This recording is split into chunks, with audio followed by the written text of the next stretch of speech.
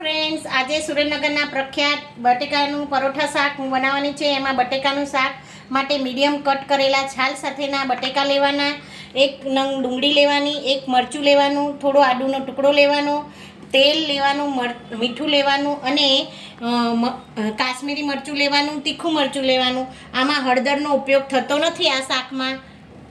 2 મોટી ચમચી તેલ નાખવાનું, 2 થી 3-4 ચમચી તેલ નાખી દેવાનું, કારણ કે આમાં તેલનું પ્રમાણ વધારે હોય છે।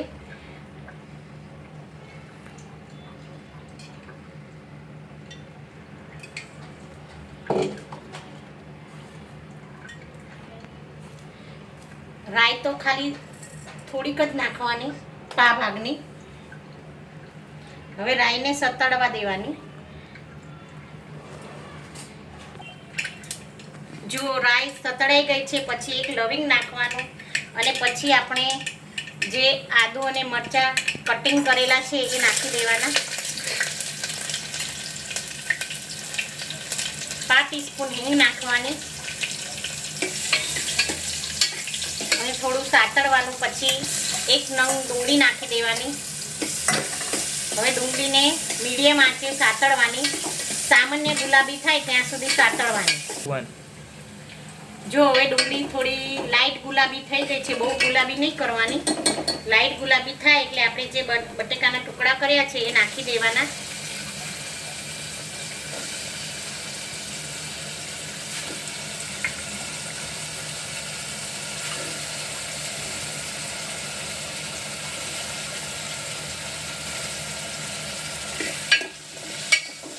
થોડું મિક્સ કરી દેવાનું।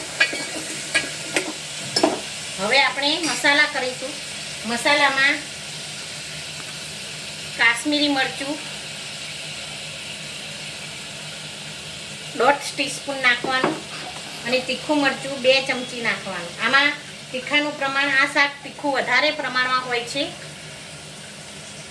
મીઠું સ્વાદ અનુસાર નાખવાનું। આ શાકમાં હળદરનો ઉપયોગ થતો નથી। આ શાક સ્પાઇસી બને છે અને પરોઠા સાથે ખૂબ જ સરસ લાગે છે।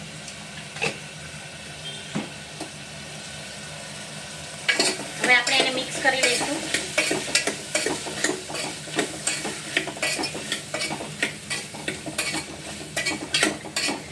અને મસાલાને સાતળશું।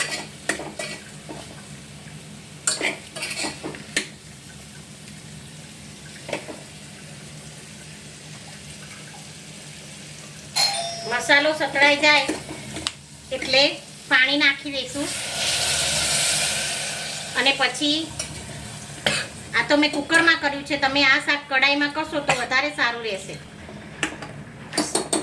કુકર બંધ કરીને 3 સીટીમાં વગાડી દેવાની એટલે આપણું પરોઠા સાથેનું સરસ મજાનું બટેકાનું શાક રેડી।